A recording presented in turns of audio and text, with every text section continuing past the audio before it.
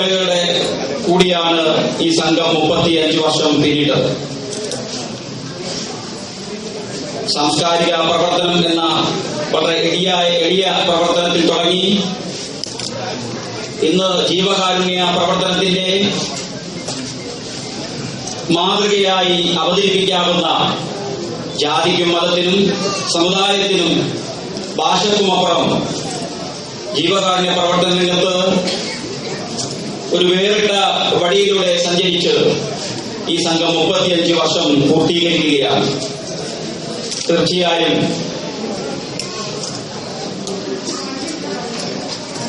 ഞങ്ങൾക്ക് നല്ല ബോധ്യമുണ്ട് എന്താണ് ഞങ്ങൾ ഏറ്റെടുക്കേണ്ടത്, എന്താണ് ഏറ്റെടുത്തത്, എന്താണ് ഇനി ഏറ്റെടുക്കാനുള്ളത് എന്ന്.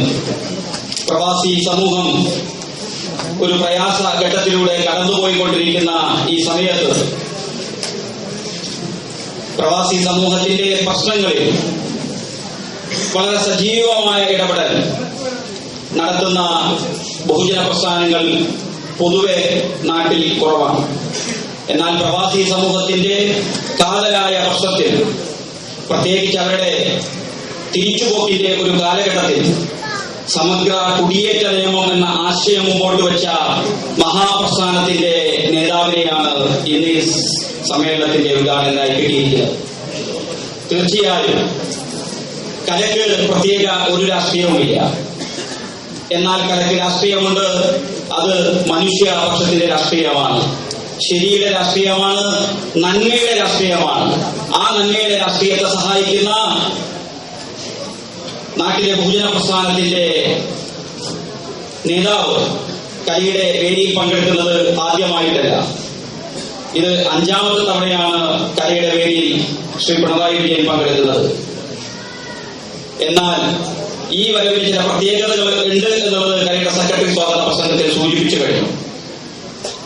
ആ പ്രത്യേകത സാമൂഹിക രാഷ്ട്രീയ പ്രവർത്തനം എന്താണെന്നും അതിൽ ധാർമ്മികത കാത്തുസൂക്ഷിക്കുന്നതിന്റെ പ്രാധാന്യത്തെക്കുറിച്ചും പലരും വാദോരാതെ പ്രസംഗിക്കാറുണ്ട്.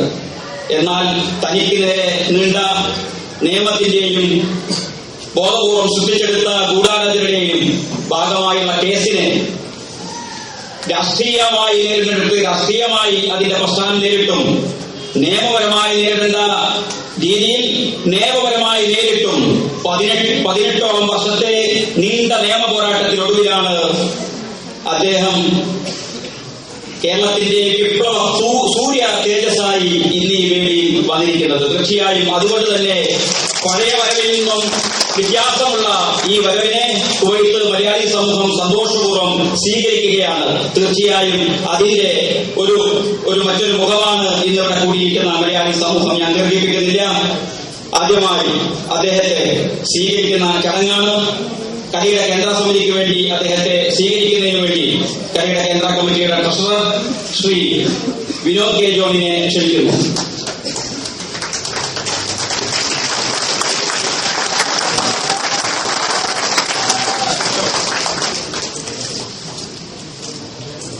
യൂണിറ്റുകൾക്ക് വേണ്ടിയിട്ടുള്ള സ്വീകരണമാണ്. അബ്ബാസിയ സി യൂണിറ്റ് വേണ്ടി കൺവീനർ നൗഷാദ് സീഖർ, അബ്ബാസിയ ഡി യൂണിറ്റ് വേണ്ടി acting convener Siddharth, Abbasiya E unit വേണ്ടി കൺവീനർ രാജേഷ് കയം, അസാവി യൂണിറ്റ് വേണ്ടി രഞ്ജിത്ത്, അസാവി ബി യൂണിറ്റ് വേണ്ടി കരുണാകരൻ, ജലീബ് യൂണിറ്റ് വേണ്ടി ശിവൻ, ജഹറ യൂണിറ്റ് വേണ്ടി അജിത്, പർവാനിയ യൂണിറ്റ് വേണ്ടി പ്രജിത്, ഷുവൈബ് യൂണിറ്റ് വേണ്ടി അനിൽകുമാർ, അങ്കാര യൂണിറ്റ് വേണ്ടി ബാലചന്ദ്രൻ,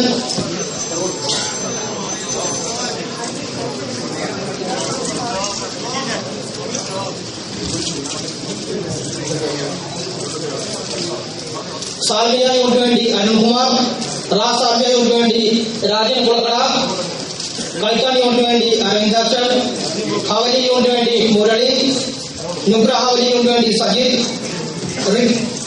റിഗ യൂണിറ്റ് വേണ്ടി ഹരികുമാർ, സിറ്റി യൂണിറ്റ് വേണ്ടി നാരായണൻ,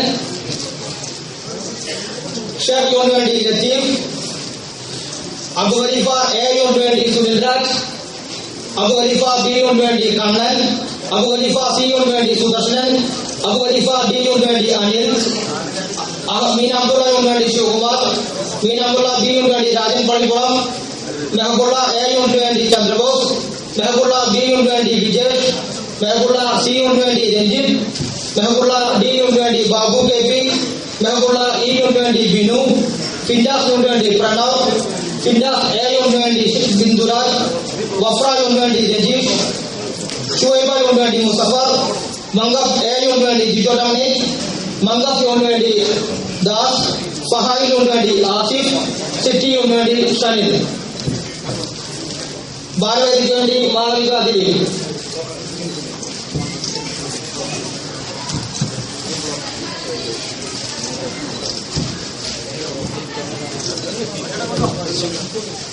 വെണ്ടവേദിക്ക് വേണ്ടി ഷാർലറ്റ് ആൽബർ.